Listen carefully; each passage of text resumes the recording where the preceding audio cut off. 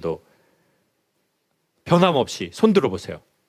선생님은 어떤 일 하시는데 현금이 100억이 생겨도 월요일 날 그 일을 하시길 원하세요? 어떤 일 하세요? 예, 의사입니다.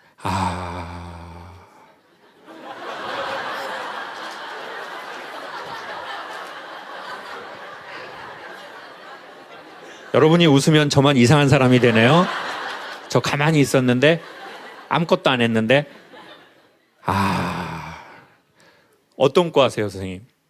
통증학과 하고 있습니다. 통증의학과. 돈이 그렇게 많이 생겨도 환자를 진료하시러 가시기를 원하는 건 변함이 없으신 거죠? 조금 덜 하고는 싶은데, 환자를 좀 줄이고 싶어요? 예, 근데 이제 하고는 싶습니다. 선생님은 천직이시네요. 의사가 된 지 15년 차, 환자가 된 지 20년 된 사람입니다. 우울증 약을 20년째 먹고 있는데 약을 끊을 방법은 없고 이제 흡입 치료나 입원 치료를 권유하고 있습니다. 이래서 다른 환자를 치료하는 의사가 될 수 있을까요? 약만이 답인 걸까요? 의사가 된 지는 15년이 되셨으니까 그래도 꽤 오래되신 거네요. 네, 꽤 오래됐습니다. 그러면 약을 20년째 드시고 계신 거예요? 예, 지금 학생 때부터, 대학생 때부터 우울증 약을 먹기 시작했는데 재발을 2번 정도 했었고, 이제 대학을 다니다가 이제 재발을 해서 학교를 휴학도 했었고, 이제 의사를 하다가 또 재발을 해가지고 다니던 과 레지던트를 그만두고, 예, 좀 쉬었었고, 암에 걸린 게 이제 2번이었는데 수술 받고 이제 낫고 뭐 이렇게 뭐 아직 다 나은 건 아니지만 그거보다도 더 힘든 게 우울증이더라고요. 예. 예, 아무튼 입원 치료, 흡입 치료 아닌 방법들도 생각하고 있는데 이제 그런 방법들 중에 하나가 이제 유튜브를 통해서 이제 선생님의 강의를 찾아보게 되었고, 선생님 강의 듣고 되게 많은 힘을 받고 있어서 너무나 좋고, 아까 빼빼로 드렸는데 혹시 받으셨는지? 저한테 줬습니까? 중간에 어떤 새끼가 PD 님이 먹었나? 주려고 갖다 놨을 겁니다. 강연은 언제부터 보셨습니까? 올해부터 했던 것 같아요. 구독하셨나요? 구독, 좋아요, 알림 설정했습니다. 제가 요즘에 정신과 약을 먹거든요. 네. 선생님 마음을 많이는 아니지만 아주 조금 공유할 수 있을 것 같습니다. 저녁에 제가 정신과 약을 먹는데 충동적인 동작을 억제하려는 약이래요. 왜냐하면 이제 이게 갑자기 막 기분이 이렇게 됐다가 계속 우울감이 있어서 제가 통제할 수 없는 상황으로 계속 살거든요. 그러다가 이렇게 제 사명, 사명까지는 갈 거 없고 이렇게 내가 책임감 있게 해야 되는 이 무대에 오면 여러분이 지금 보시는 것처럼 저 사람 그게 맞아? 멀쩡해 보이는데? 오히려 막 더 잘하는 것 같은데? 이게 딱 이게 제가 여기는 제 책임이니까 이렇게 하고 여기가 딱 끝나면 훅 들어가요. 그리고는 뇌를 1도 쓰고 싶어 하지 않아 하거든요. 저녁에 그 약을, 이게 아주 조그만한 약을 줘요. 병원에서. 이름 모르겠어요. 영어로 됐더라고요. 그래서 선생님의 마음이 제 마음 같고 또 제 마음이 선생님 마음 같아서 그렇습니다. 제가 이번에 선생님 뇌 치료를 하고 있는데 거기에 있는 선생님이 너무 저를 보더니 막 당황을 해가지고 어떻게 할 바를 모르는 거예요. 제가 근데 뭐 저 팬이라고도 안 하시고 뭐 저를 모르시는 것 같더라고요. 근데 막 엄청 당황해가지고 막 어수선하게 말을 하시고 막 그런 거예요. 그러다가 왜 이러시나 그랬는데 이제 치료를 하시면서 그렇게 얘기하시는 거예요. 본인이 우울증이 왔을 때 본인도 약도 먹고 그랬는데 여기가 이제 가톨릭 병원이에요. 그러니까 이제 수녀님이 본인 환자로 오신 거예요. 우울증이 있어서 오신, 이제 치매에 있어서 오신 수녀님이. 근데 그 수녀님이 이분이 힘들 때 제 강연을 추천을 해줬다는 거예요.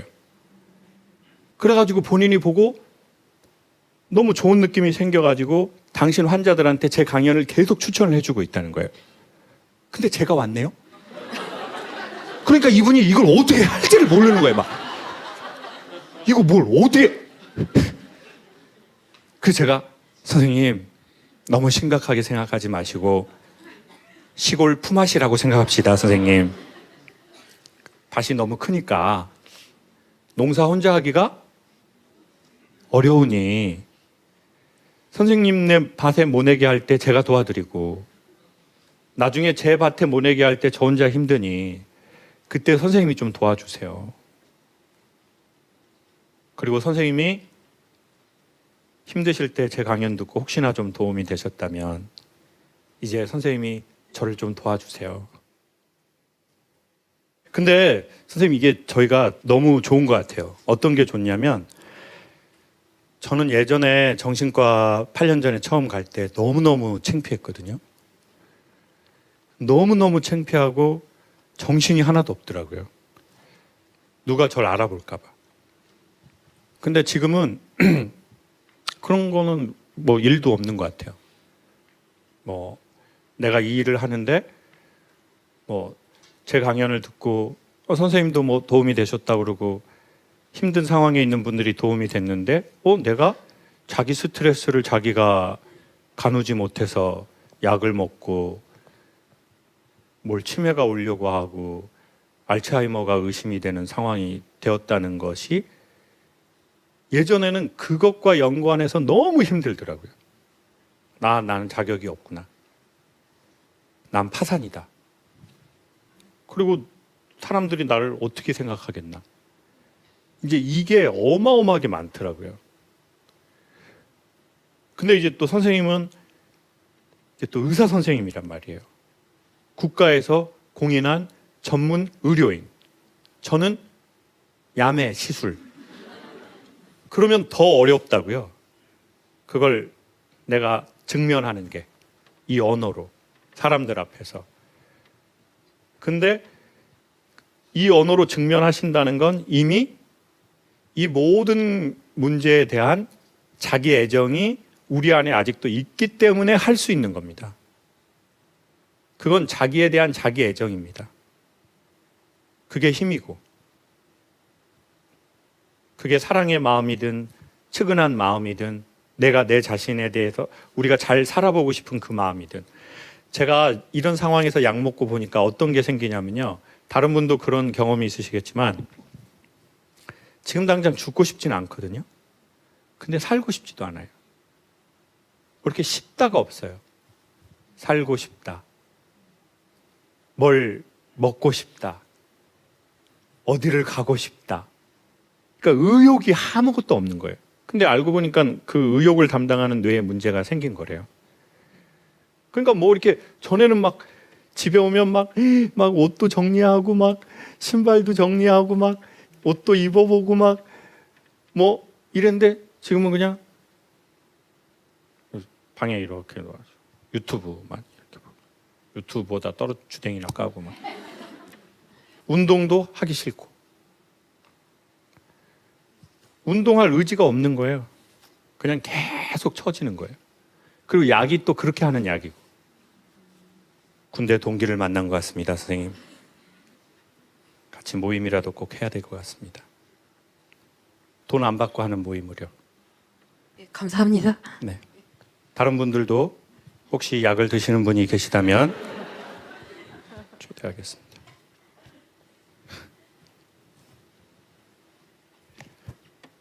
세상에 많은 사람의 통증을 케어하시는 선생님에게 박수 한번 주십시오. 누군가가 선물이나 먹을 것을 사주면 짐처럼 느껴집니다. 빨리 내가 받은 것을 갚고 싶어져요. 누군가의 호의가 순수해 보이지 않기도 하고 나에게 바라는 것이 있는가? 라는 생각이 들기도 해요. 그러면서 저는 무조건 제가 사려고 해요. 받는 것은 부담스러워하면서 주려고만 하는 제 자신이 좀 답답해요. 저에게 줘요. 고치려고 하지 말고. 요즘 안 그러려고 노력하는데 쉽지가 않네요. 어디 계셔요? 저쪽에 계시구나. 네. 선생님은 식사할 때도 선생님이 돈 내려고 그래요?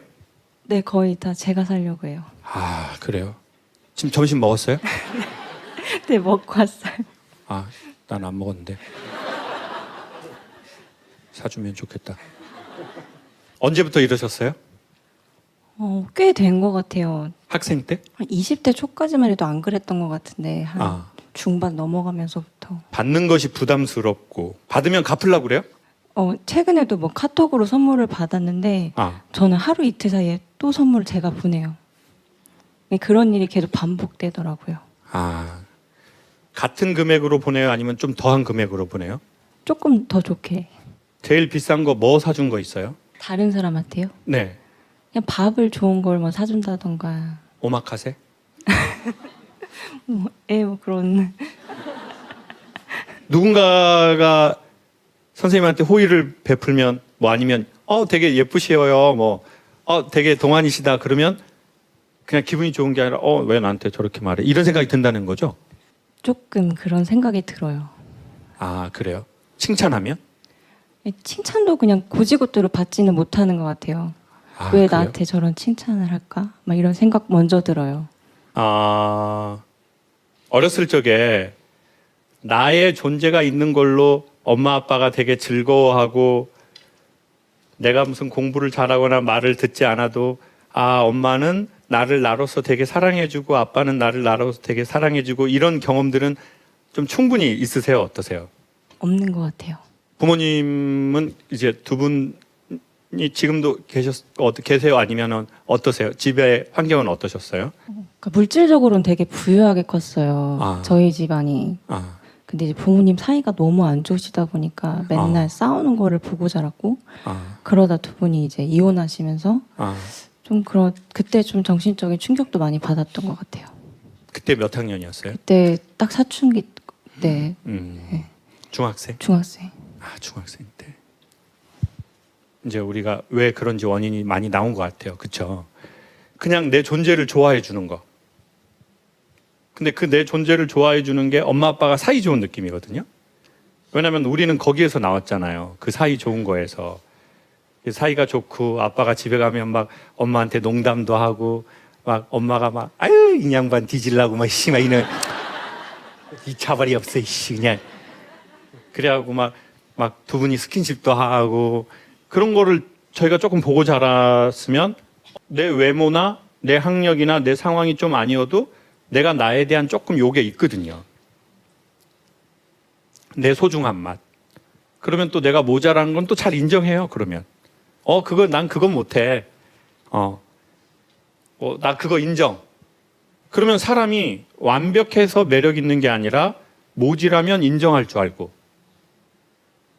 잘하는 거에서는 너무 거만하지 않아요. 왜? 내가 그거 잘한다고 소중한 게 아니야. 난 원래 인간관계에서 사람들이 나를 소중히 봐주고 날 되게 환영해주고 좋아해주고 그러니까 내가 잘했다고 너무 뻗팅길 것도 없고 내가 모질라다고 그거 막 감추려고 할 것도 없고 이런 조금 이상적 좋은 인간상이 생기는데 엄마하고 아빠하고 막 너무 다투시고 막 서로를 비난하고 비판하고 폭력적 어떤 상황을 자주 보게 되고 그러다 보면 우리가 너무 이게 불안해지거든요. 그러면 누군가가 나를 칭찬해 주거나 인정하면 왜? 뭐? 왜 나한테 그래? 되게 오늘 스타일 너무 멋있다. 그러면 왜 그런 말을 해? 이러면 상대방이 얼마나 그렇겠어요. 무관하잖아요. 저는 제가 저희 형제들 중에 막내 누나 얘기만 하잖아요. 제가 누나 4명, 형이 1명 있어요. 근데 거의 얘기를 잘 안 하거든요. 근데 이제 형 누나도 다 이유가 있었을 텐데 제가 서울에 와서 제일 경제적으로 어렵고 힘들 때 형 누나네 집에서 다 도움을 받았어요. 근데 되게 고마워해야 되는데 그 시기에 제가 좀 눈치를 많이 보고 살았거든요. 그리고 제가 느껴지는 어떤 좀 잔정을 느낄 수가 없었던 것 같아요. 그래서 제가 이제 병원에 1년 휴학을 해가지고 입원을 했는데 병원비를 내줘야 되는데 돈이 없으니까 엄마 아빠는 시골에 있고 능력이 안 되시고 그럼 이제 형 누나한테 부탁을 해야 되는데 전화를 못 하겠는 거예요. 내가 전화를 했는데 거절하면 무안할까 봐. 그리고는 제 마음에 이런 게 생겼어요. 스스로 우리를 보호하기 위해서. 형제라고 나를 돌볼 필요 없어. 부모라고 나를 돌볼 필요 없어. 세상은 나 혼자야. 정신 바짝 차려야 돼. 근데 제가 거절을 못 해본 것 같아요. 뭐에 대해서든.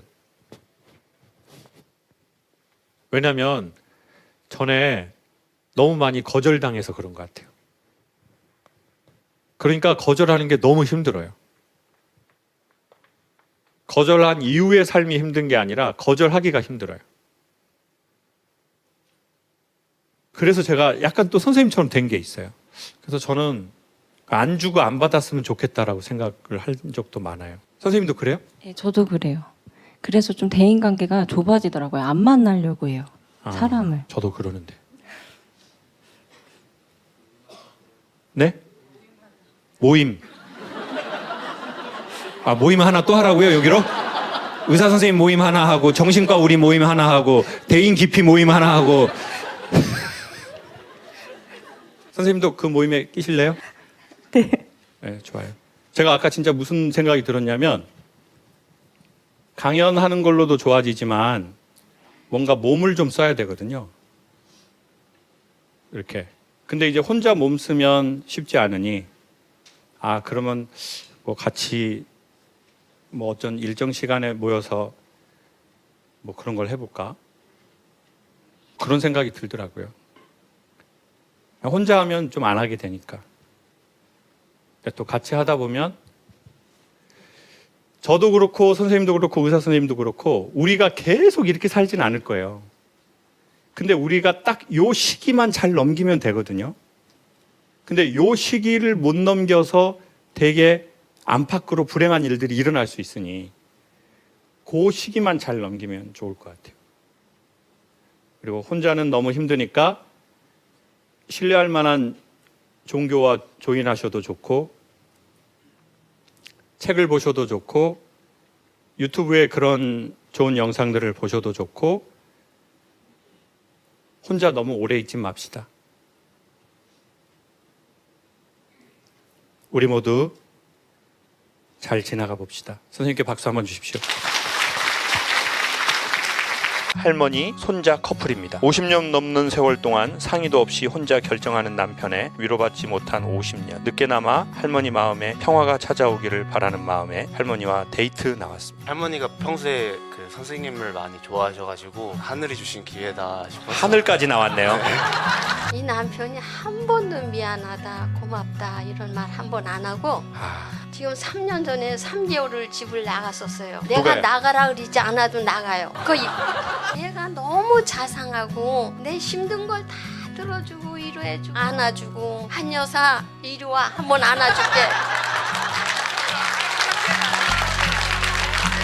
저런 데서 봐도 어디서 한 여사 돌아보면 얘야. 너무 그거 감사하죠. 희한하네요. 할아버지 씨인데 어떻게 저렇게 다를까요?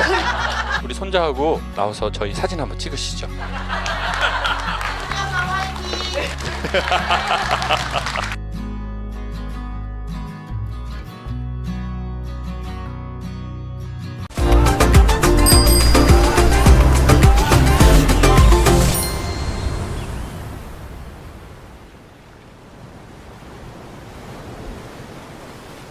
가끔 계세요.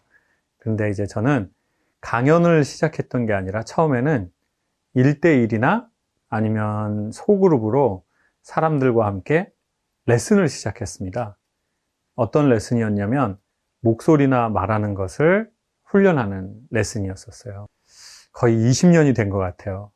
한 분이 찾아오셨어요. 여성분이신데 지방에서 오셨고 아마 경상도 쪽이었던 것 같아요. 외모는 되게 여성스러운 매력적인 외모를 가지셨는데 뭔가 옷은 항상 검정이나 회색, 그리고 이렇게 보통 이렇게 레이스가 있는 느낌의 옷이 아니라 일자로 착착 떨어지는, 그리고 치마는 거의 입지 않으셨던 것 같고 바지 정장을 입으셨던 분인데 되게 기억에 남는 게 말투가 이러시는 거예요. 이제 각자 서로를 소개하거든요. 그러면 저는 뭐 누구고 저는 PD인데 어떤 일이 있어서 좀 목소리나 말하는 걸 훈련받고 싶어서 왔습니다. 이러는데 그분은 안녕하세요. 울산에서 온 누구예요? 저는 심리 상담을 하고 있어요. 그런데 제가 뭐 진심으로 심리 상담을 하고 있는데요. 사람들이 제 말투가 좀 너무 차갑다, 딱딱하다, 경직됐다, 이런 얘기를 많이 들어서 제가 너무 스트레스가 돼요. 저는 진심으로 하고 있는데.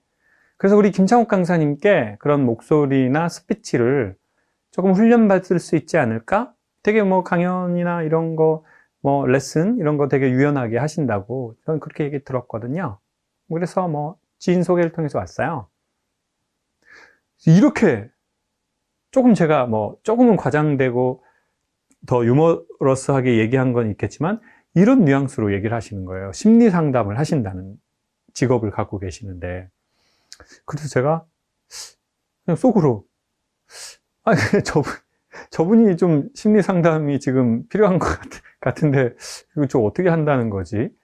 왜냐면 심리 상담의 첫 번째가 뭘까요? 사람이 그 사람에게 왔을 때 그냥 내 마음이 좀 열려서 남들한테 얘기하지 못할 것 같은 내 얘기를 할 수 있는 분위기 연출이라고 저는 생각했거든요. 너무 이렇게 반대인 느낌이었었어요.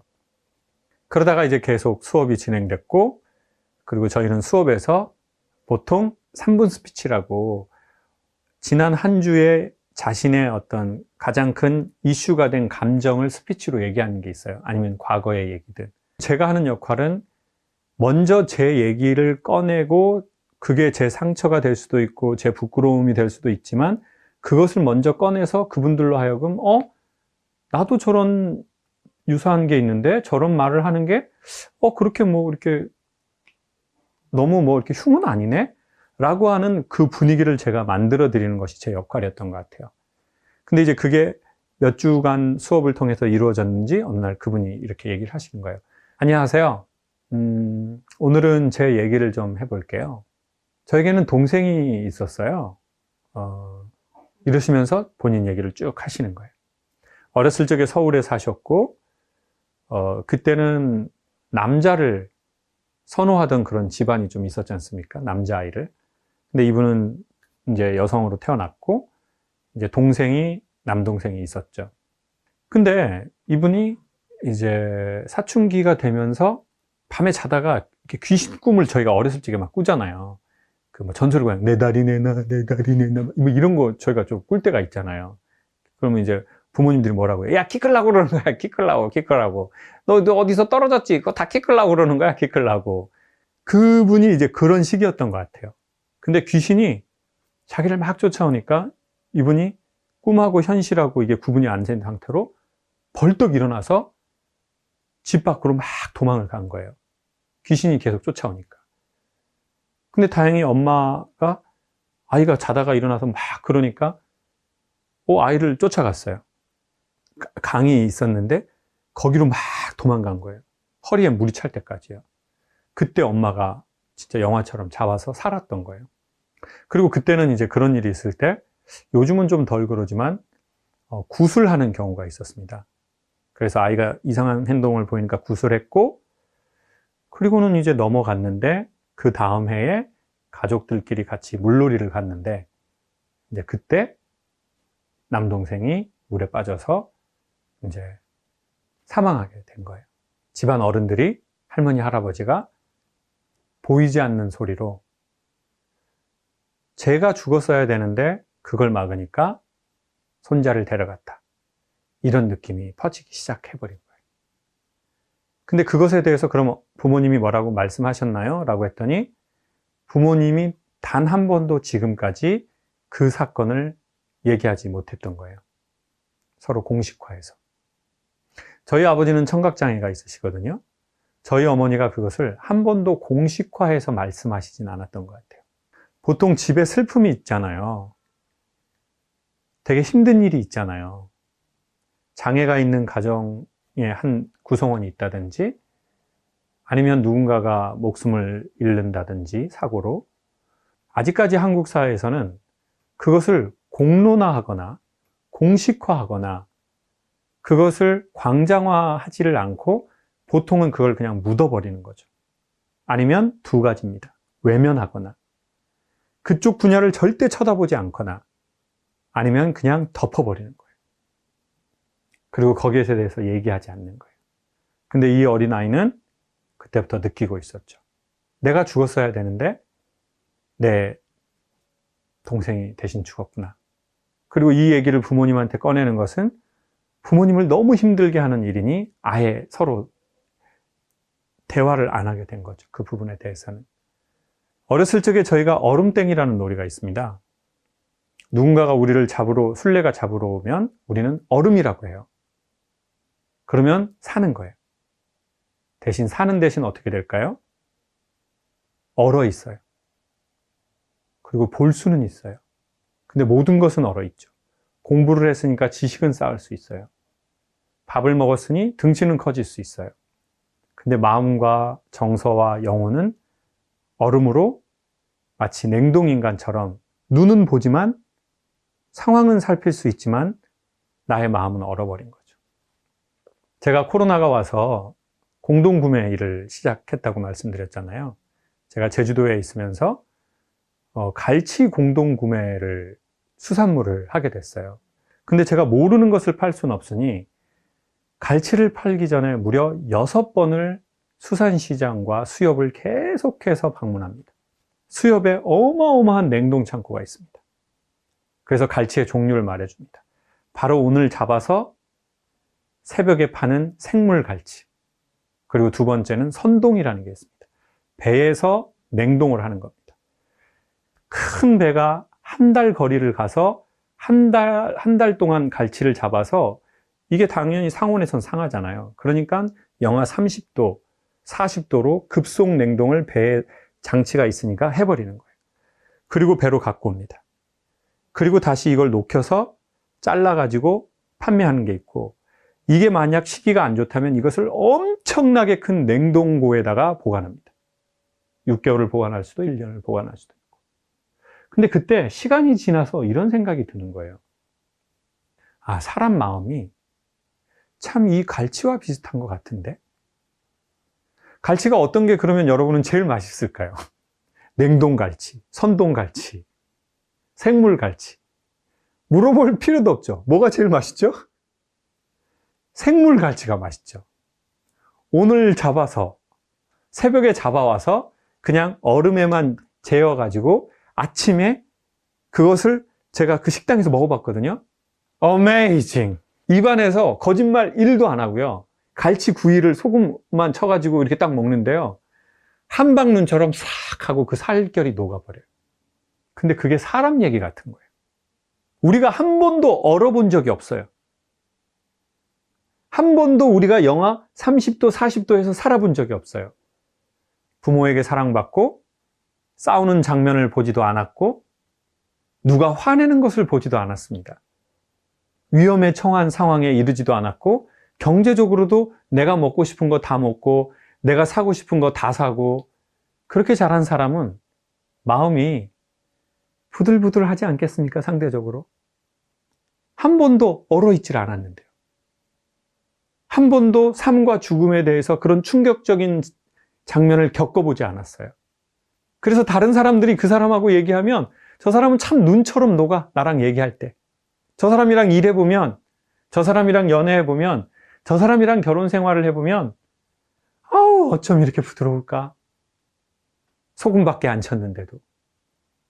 근데 현실적으로 우리가 이제 30이 되고 40이 되고 50이 되고 결혼을 하고 연애를 하고 직장을 다니고 사업을 하고 그러면서 과연 한 번도 마음이 얼지 않는 상황으로 우리가 보낼 수 있겠습니까? 살면서 어떻게 그런 얼음이 되는 순간이 우리에게 없을 수 있겠습니까? 제가 영하 30도라면 어떤 분은 영하 70도, 영하 100도. 그럼 어떻게 해야 되나? 제가 물어봤습니다, 그분들께. 그러면 한 달 동안 냉동고에 있었던 거는 이거 어떻게 해야 됩니까? 어떻게 녹여야 되나요? 이게 오늘 강연의 핵심입니다. 근데 그때 너무 희망적인 메시지를 그 수협 관계자분을 통해서 듣게 되는 거예요. 그분들은 전문가니까 이런 말을 합니다. 자, 이거를 냉동고에 있었던 거를 급작스럽게 전자레인지에다가 데피려고 하면 안 됩니다. 그러면 맛이 없고 심지어 냄새가 날 수도 있고 겉은 녹은 것 같지만 속은 절대 녹지 않습니다. 몇 가지의 방법이 있는데 그 중에 하나를 추천하는 게 바로 상온에다가 뜨거운 물에다 하는 게 아니고요. 냉동고에 있던 거를 냉장실에다가 8시간 정도를 보관하라는 겁니다. 그때 저는 되게 의아하면서 희망이라고 생각했습니다. 우리가 살다가 이제 제 강연을 듣다 보면 아, 내가 얼었구나. 내 영혼이 그때 냉동실에서 5년을 보냈구나. 내가 그때 그 직장에서 몇 년 동안 냉동고에 있었구나. 아, 내가 누군가로 인해서 학교 폭력을 당하고 그때 내가 열등감에 낮은 자존감에 엄청 오래 그 냉동고에 있었구나 라고 생각이 들잖아요. 그걸 인식하잖아요. 그래서 우리는 그 갈치를 녹이고 싶잖아요. 그럼 갑자기 어떻게 해버려요? 갑자기 뜨거운 물에다가 우리를 담그려고 하거나 전자레인지에 급속으로 돌려버리려고 한다는 거죠. 그리고 그게 사랑이라고 생각할 수도 있어요. 나 스스로를 그렇게 할 수도 있고 아니면 우리가 또 그 사람을 녹여주겠다고 뜨거운 물에다가 넣어버릴 수도 있고 전자레인지에다가 돌려버릴 수도 있어요. 근데 그러면 냄새 날 수도 있고 살이 그 식감이 안 좋아질 수 있다는 거죠. 어디에다가 넣으라고요? 냉장실에. 그리고 또 중요한 게 그겁니다. 다음날 아침에 먹을 거면 그날 저녁 먹고 8시간 정도를. 아니면 물에, 그냥 미지근한 물에. 그걸 들으면서 저는 희한하게 그게 다 갈치 얘기가 아니라 인간 얘기로 다 들리는 거예요. 제가 인간에게 관심이 있어서 그런지 모르겠지만. 그래, 창우가 네가 너희 부모로 인해서 얼어있는 게 있다면 그걸 갑자기 따뜻함으로 녹이려고 하지 마. 8시간 정도를. 8번을. 8달을. 8개월을. 8년을. 그렇게 서서히 너의 과거로부터 얼어있던 것을 녹이려고 해봐. 그러면 꽤 많이 원래대로 돌아와. 우리는 갑자기 너무 추운 곳에서 얼어 있었을지 모릅니다. 때로는 돈을 벌려고. 때로는 나만의 미션이 있었기 때문에. 그렇지만 생물처럼 100% 돌아오긴 어려웠다 할지라도 꽤나 많이 돌아올 수 있다는 희망을 갈치를 공부하면서 배운 겁니다. 갑자기 너무 따뜻한 데로 가려고 하지 맙시다. 우리의 얼어버린 마음을 책을 통해서든 사람을 통해서든 영상을 통해서든 공동체를 통해서든 자연을 통해서든 종교를 통해서든 운동을 통해서든 그 무엇인가 그렇게 뜨겁지 않아도 그 정도 온도만 돼도 그 시간이 지나면 어느 정도 우리의 얼어있던 마음이 녹는다는 거죠. 갈치를 유통하려다가 인생을 배운 것 같아서 저는 그날 너무 기분이 좋더라고요. 일회적으로 되지 않는다 할지라도 서서히 우리 마음의 냉장실을 찾아보고 우리 마음의 미지근한 물에 얼어있던 우리를 8시간 이상 녹여봤으면 좋겠습니다.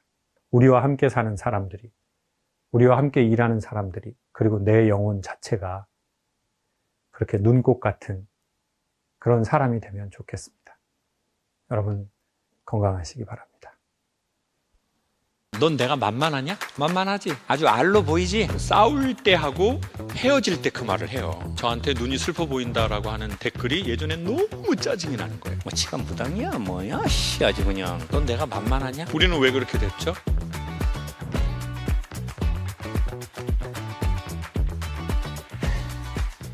여러분, 강연은 한마디를 딱 하고 저는 여러분 눈치를 보거든요.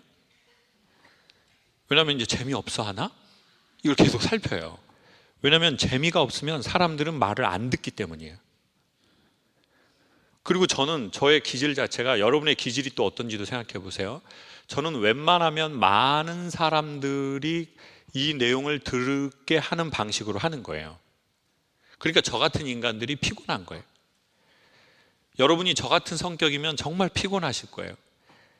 많은 사람과 평화를 이루려는 사람들, 누군가와 적을 두려고 하지 않는 사람들, 시댁 가기 싫은데 가기 싫다고 얘기 못하는 며느리들, 전화해서 어머니 이건 아닌 것 같아요. 설이라고 가고 추석이라고 가고 생신이라고 가고 제사라고 가고, 그렇게 대단한 아들 주신 것도 아니시잖아요 어머니? 이런 며느리는 지속이에요. 속병이 없어. 그냥 시어머니만 뒤지게 돼 있어요 그냥. 또 그런 못된 며느리가 들어온 집 시어머니는 대부분 착해요. 요즘 애들이 많이 달라졌구나 며느리야.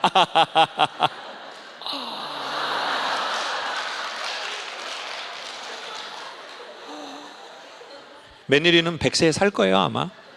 벽에 똥칠할 때까지 자기 할 말 하는 그런 며느리. 그리고는 또 그런 며느리들은 어머니 전 뒤에서 얘기하는 거 되게 싫어해요 어머니. 좀 뒤에서 했으면 좋겠어요 그냥. 앞에서만 너무 하지 말고. 근데 뭐 대한민국에 지금 제가 하는 이런 대사 치는 며느리 몇 명 되나요? 뭐 이런 거 드라마에서나 뭐 가끔 나오는 거지. 현실에서는 가기 싫어도 시댁 가고 막, 아 어머니 너무 오래 사신다. 이럴 수는 없잖아요. 어머 박수 치는 거 봐. 미쳤나 봐. 속으로 생각한 거 제가 말하니까 시원해하는 거예요. 어머 저 웃음 봐봐. 저 웃음 봐봐. 본인이 하고 싶은 말 제가 대신하니까 기분 좋아가지고. 그러니까 이제 그런 사람이 있어요. 아, 난 그냥 내 이름으로 살래. 그런 여자분들은요 결혼해서도 정신이 좋아요. 물론 주변 사람들만 뒤지게 돼 있어요 그냥. 이제 그 엄마로 인해서 주변 사람들은 이제 뒤지거든요. 근데 나는 그냥 난 결혼해도 나야. 난 내 이름이야. 뭐 애들도 있지만 나는 그냥 내 삶이 되게 중요해. 너희들 뭐 학원? 혼자 갈 수 있어. 이제 5살이야. 엄마 필라테스 하러 가야 돼. 엄마 지금 요가복 룰루레몬 사야 되거든. 엄마 스타벅스 가야 되니까 니들끼리 알아서 공부하고, 안 되면 네 인생이고 네 그게 운명이야. 이런 엄마들은 건강해. 근데 그거를 다 맞춰주는 분이 있어요. 그냥 아유 나는 누구 엄마야. 난 누구 아빠야. 난 내 미션이 있어. 그러니까 그렇게 평화를 만들려는 사람, 회사에서도 좀 평화를 만들고 우리 같이 잘해봅시다. 진짜 좋은 게 좋은 거 아닙니까? 이런 사람들, 그런 사람들이 눈치를 많이 본다고요. 상황을 살피고. 그리고 이쪽으로 좀 넘어갔으면 이쪽으로 가서 자기가 맞추려고 하고, 이쪽으로 넘어갔으면 또 내가 이렇게 하려고 하고. 그러니까 그런 모임하고 집에 들어오면 어떻게 돼요? 피곤해. 별로 한 것도 없는 것 같은데 피곤해. 그러면 배가 고프다는 느낌이 들어. 그러면 또 뭘 시켜서 또 먹어. 그래가지고 또 몸이 장난꾸러기가 돼. 그럼 또 친한 언니 만나서 언니 많이 쪘지. 쪘다고요. 빼라고요. 그리고 택배 또 계속 시키고 핸드폰으로 택배. 집에 맨날 택배 오고. 그러면 남편이 뭘 이렇게 맨날 택배가 오냐 자기야. 싸서 샀어 오빠 싸서. 내 거 아무것도 없어. 전부 애들 거 오빠 거 집에 거야. 내가 이런 거 네 나이 먹고 오빠한테 허락을 받아야 돼? 정말 짜증나 씨 그냥. 이렇게 방울뱀 소리 또 내고.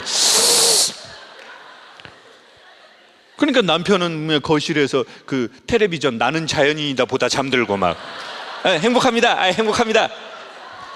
뱀이 없습니다. 여기는. 다 비슷하게 살더라고요.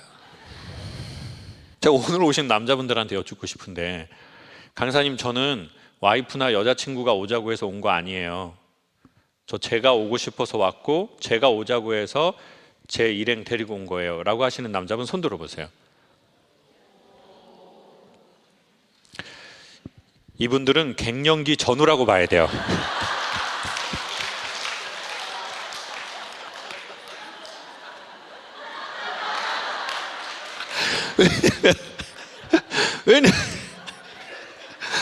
왜냐면 남자가 딴 남자 새끼 말을 별로 안 듣거든요. 평생 죽을 때까지. 그럼 듣고 싶지도 않아. 그럼 왜 그런지 전 어느 날 생각해 보니까 남자가 어렸을 적에 권위주의자를 너무 경험한 거예요. 이거 너무 중요한 내용인데요. 권위주의는 누구냐면 권력과 위력으로 남을 누르는 사람이에요. 내가 몇 살이야? 내 지위가 뭐야? 나 아버지야. 내가 선생이고 내가 너희 선배고 뭐 이 새끼야 임마. 나 너희 서장하고 이 새끼야 임마. 다 했어. 뭐 사우나도 하고 뭐 밥도 먹고 이 새끼야. 그러니까 이제 대화 자체가 안 돼 진짜. 대화 자체가 솔직히 아버지하고는 새 아빠가 필요하다 진짜. 새 아빠. 대화 자체가 안 돼. 그러면 엄청나게 꽉 막힌 느낌을 느껴요. 숨이 안 쉬어지는 느낌. 그러니까 나이 먹고 내가 성인이 됐다고 느끼는데 뭐하러 다른 사람 말을 들으려고 하겠어요? 안 들으려고 하지. 그래가지고 이제 마음을 열려고 하면 술 없이는 안 되잖아요. 그럼 술 3병 먹으면 마음 열려버려요. 정신은 없어져 버려? 마음 열라고 하다 정신이 나가버렸어? 술 먹고 비둘기 밥 주러 가고 그러다 암이나 걸리고 너무 불쌍해요. 너무 불쌍해. 그리고 오기 싫었는데 와이프나 여자친구분이 여기 오자고 해서 오신 남자분들은 진짜 어려운 발걸음을 한 거예요. 2-3시간을 딴 새끼 말을 듣는다는 게 어렵거든요. 그러면 같이 오자고 한 그 와이프나 여자친구를 얼마나 사랑하는지, 얼마나 두려워하는지 알겠죠? 두려움. 귀신은 안 무서워. 근데 그 여자는 두려움. 말도 제대로 못하고 눈치 많이 보고 이렇게. 두려운 대상이 있다는 것은 삶의 질서를 잡아주는 거래요. 그 두려워하는 대상이 여러분의 삶을 지켜주실 거예요. 지금 불편하다고 느끼시겠지만 시간 지나 보십시오. 그 두려움의 대상이 없었으면 삶은 더 망가졌을 거예요. 저는 자기가 하고 싶은 대로 한 스타일의 강연자가 아니거든요. 저는 어떤 분들 이렇게 무대에서 보면 저분은 진짜 좋겠다. 자기가 하고 싶은 대로 말하네. 저게 남들이 저 말을 잘 듣게 하는 방식을 몰라서 저러는 건가? 아니면 아는데도 자기 편하자고 저렇게 말하는 건가? 어떻게 하는 거지? 그게 궁금할 때가 있어요. 저는 그래서 제 강연을 제가 거의 본 적이 없고 앞으로도 잘 안 볼 것 같아요. 왜냐하면 제가 뭔가에 계속 맞춰주는 그 모습이 계속 보고 이게 안 보게 되더라고요. 그래서 제가 나온 영상 중에 그래도 이렇게 보는 거는 말하지 않고 이렇게 동작해서 일하는 거 제주도에서 찍어봤어요. 옹기 만들고 이러는 거. 제가 좋아하는 한복 입고 옹기 만들었더니 이거 외국인 체험 프로그램 아니냐.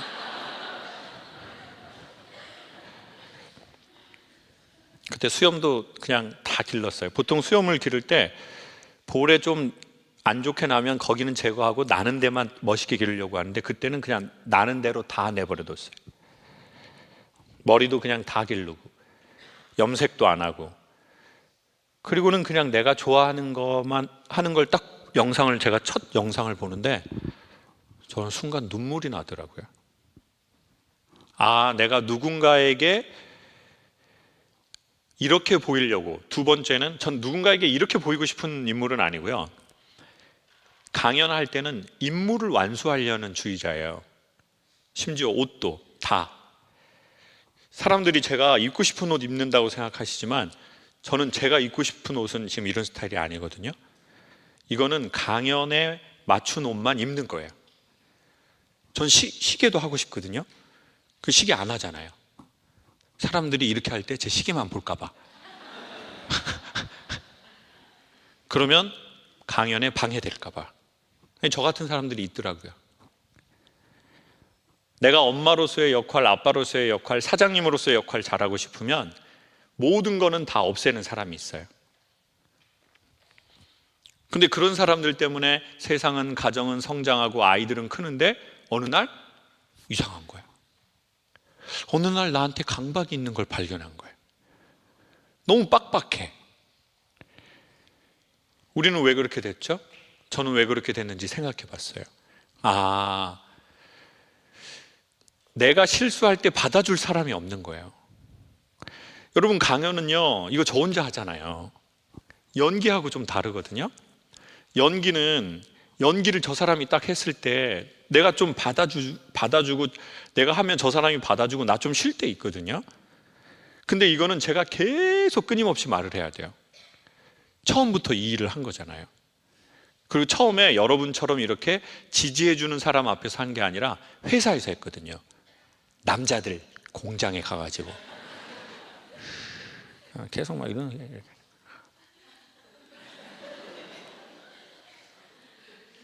이런 남자분들 200명, 300명 앞에서 계속 오디션 보듯이 한 거예요. 그러니까 한마디 하고 분위기가 안 좋나? 내용이 안 통하나? 이렇게 돼버린 거예요. 그래서 성장하고 발전했어요. 첨예하게. 그리고는 강박을 얻어버렸더라고요. 그리고 거기다가 또 이제 해병대에 가서 또 문제가 더 강박이 생겨버렸어요. 해병대 갔다 오신 분 계시거나 주변에 해병대 나오신 분 계시면 아시겠지만 해병대는 뭔가 딱딱 떨어지는 걸 좋아해요. 그래가지고 막 총 맞아서 죽어도 오하이어를 맞춰서 죽어! 그러니까 어지럽게 죽지 말라는 거예요. 이게 총 맞으면 아 하고 쓰러지고 아 하고 쓰러지고 딱 순서대로 죽어! 이게 완전 심한 조직. 훈련소 때 교관실 들어가려면 뭐 똑똑하고 뭐 필승 훈련병 누굽니다 이래야 되잖아요. 해병대 어떻게 가르치는 줄 아세요? 똑똑똑 들어가도 좋냐고 물어봐도 좋습니까? 이게 뭔 개소리예요 이게 지금? 나 지금 생각해도 어이가 없네. 지금 30년 됐는데도 다 기억을 하잖아요. 각인돼 가지고. 뭐라고 한다고요? 들어가도 들어가도 좋습니까도 아니야. 들어가도 좋냐고 물어봐도 좋습니까? 안 돼 이 새끼야. 알겠습니다. 필승 돌아가겠습니다.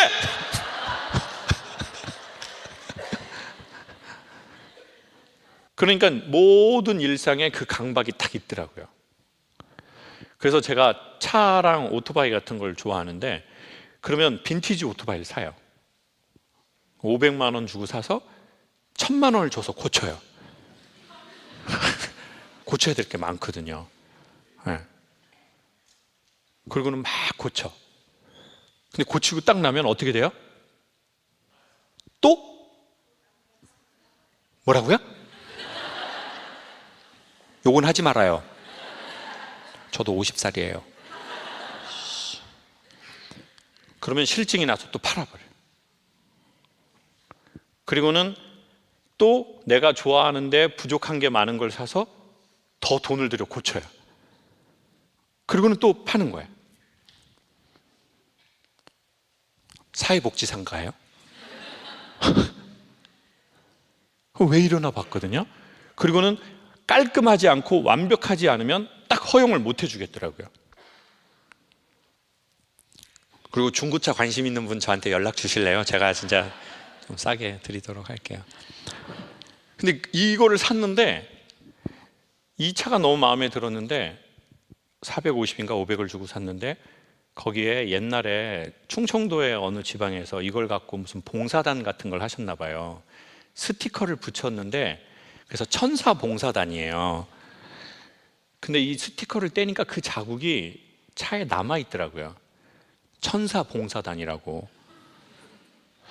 딱 보니까 이제 예전 이게 발동되니까 아씨 이거 도색하는데 이것도 차값 450 들었는데 전체 도색 3,400인데 이거 천사 지우는데 400을 써야 되나?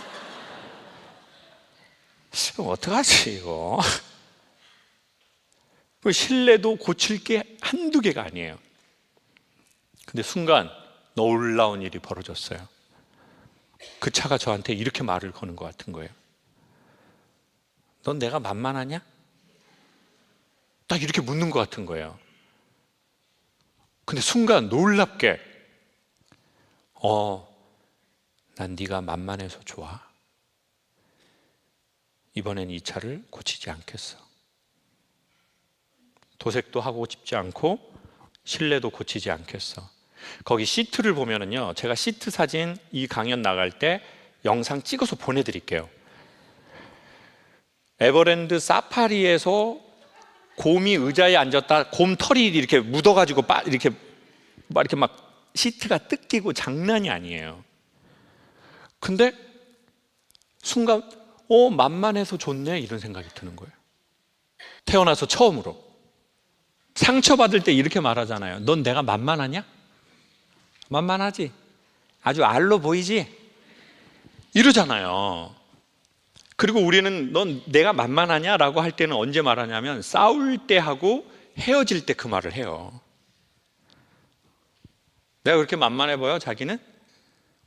그냥 막 오냐 하니까 막 그냥 한없이 기어 오르지 막 이렇게 말하는데 그래 내가 이제는 만만한 걸 허용하네. 그래 운행에 이상이 없으면 고칠 게 있는 이 느낌으로 가자. 최종적으로 인간이 어떻게 살면서 항상 정도로 가고 항상 하얗게 살겠어요. 그렇게 남 계속 판단하다가 자기 안에 불의를 발견하면 자기가 못 견디는 거예요. 그래서 자기 목숨 버려버리는 거예요. 아니면 성공은 했는데 빡빡하거나 저처럼 강박이 생기거나. 전 그래서 그 차를 팔지 않고 좀 오래 타보려고요. 이렇게 해서 이 차 가격이 올라간다면 팔 마음은 있어요. 저도 그냥 먹고 살 수는 없잖아요. 그래서 그 차가 저 너무 좋아요. 저한테 이렇게 말하는 것 같아서. 너 내가 만만해? 나 만만해서 좋아. 이제 사람들이 저를 좀 만만하게 보더라도 그래요, 그럴 수 있어요. 그쵸, 실제로 그런 게 있을 거예요. 저한테 눈이 슬퍼 보인다라고 하는 댓글이 예전에 너무 짜증이 나는 거예요. 자, 그래가지고 미친년 아니야 이거 진짜 뭐 지가 무당이야 뭐야 아주 그냥. 그리고 저기 그 주소랑 이름 보고 예전에 사귀었던 애 걔 아니야? 그럼 혼자 그냥 몇 시간 며칠 이러는 거예요. 그래서 지금은 슬픈 상황을 많이 봤으니까 슬프겠죠. 그리고 제가 슬픔을 커튼으로 가리지 않아서 당신이 제 슬픔을 본 것 같습니다. 그것으로 인해서 감사합니다. 왜요? 그 창을 자꾸 가려서 안을 못 보게 하면 당장은 못 보지만 안에서 썩거든요. 그래요. 그런 것 같아요. 그러니까 다 자기 안에 있는 것 같아요. 그래서 지금은 누군가가 저를 만만하게 본다면 네, 저는 만만한 게 있습니다. 그래도 이 차를 계속 타렵니다. 세차 잘하면서 라는 이 마음의 여유가 생겨서 저는 50이 좋습니다. 제 40대 때보다, 제 30대 때보다. 그리고 제가 50이 좋은 이유는 40대 초반부터 모발 이식을 해서 이제는 완전히 자랐기 때문에 좋습니다.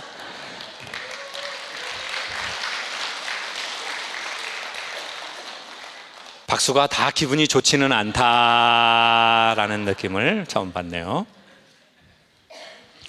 여러분, 언젠가는 우리에게 그런 날이 왔으면 좋겠습니다. 강박에서 벗어나서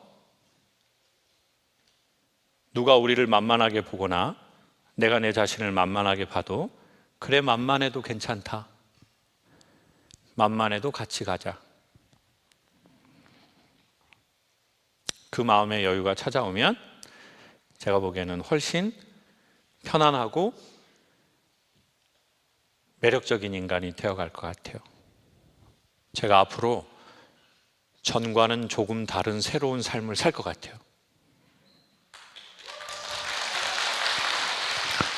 엄마가 결혼하고 사는 걸 보면서 결혼 얼른 하고 싶다. 빨리 하고 싶었어요. 엄마 아빠는 보고. 근데 문제는 아빠가 갑자기 가셔가지고 충격을 받아서 결혼에 대한 생각을 없는 건지 늦추는 건지. 그러면 이제 이해가 되네요. 너무너무 사이가 좋고 난 아빠가 좋고 우리 집안의 느낌이 좋은데 뭔가 준비를 해도 힘든데 아버님이 갑자기 돌아가시게 된 거예요. 시술 받다가 아, 심장 쪽으로 해서. 그러면은 이제 그게 엄청 그럴 수 있죠. 제가 아빠라면 제 딸에게 그렇게 말할 것 같아요. 영원하지 않아서 더 소중한 거니까 엄마하고 아빠하고 산 것처럼, 아빠가 너한테 그렇게 한 것처럼 너도 그런 사람 만나고 그런 아이 낳아라. 그리고 아빠 그렇게